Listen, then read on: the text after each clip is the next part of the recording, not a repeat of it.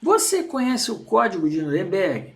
A aula 19 ela dá sequência à aula de ética, porque todas as questões de ética em pesquisa, elas vieram do julgamento de Nuremberg que ocorreu após a Segunda Guerra Mundial, onde foi criado o Código de Nuremberg, que são critérios para experimentos. Então, um grupo de médicos, um grupo de cientistas se reuniu na cidade de Nuremberg, Alemanha, para decidir que critérios seriam utilizados para experimentos daí para frente. Tem mais no julgamento de Nuremberg, as referências do nosso trabalho. É importante que você conheça o Código de Nuremberg, porque ele é um conjunto de princípios éticos que regem a pesquisa com seres humanos. E detalhe, foram absorvidos pela ONU, sendo considerado como uma das consequências do julgamento de Nuremberg ocorrido no final da Segunda Guerra Mundial.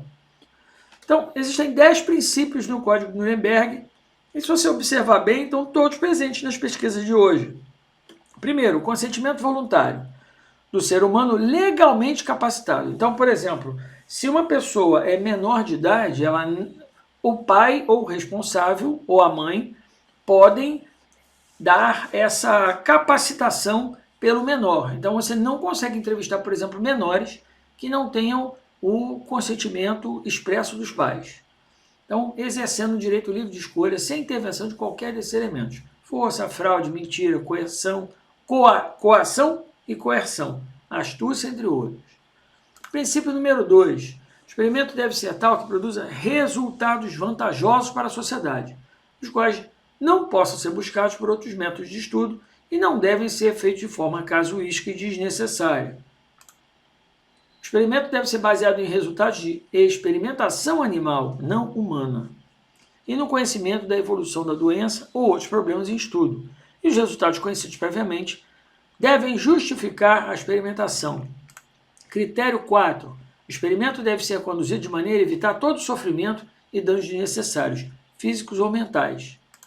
Critério 5. Nenhum experimento deve ser conduzido quando existirem razões para acreditar numa possível morte ou invalidez permanente, exceto, talvez, no caso do próprio médico pesquisador se submeter ao experimento. Critério 6. O grau de risco aceitável deve ser limitado pela importância humanitária do problema que o pesquisador se propõe a resolver. Critério 7. Devem ser tomados cuidados especiais para proteger o participante do experimento de qualquer possibilidade, mesmo remota, de dano, invalidez ou morte.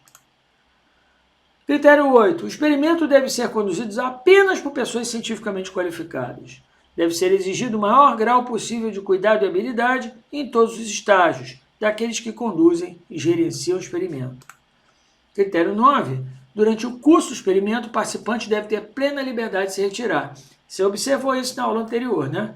Que numa entrevista a pessoa pode pura e simplesmente, olha, estou encerrando aqui a entrevista e não precisa dar nenhum motivo.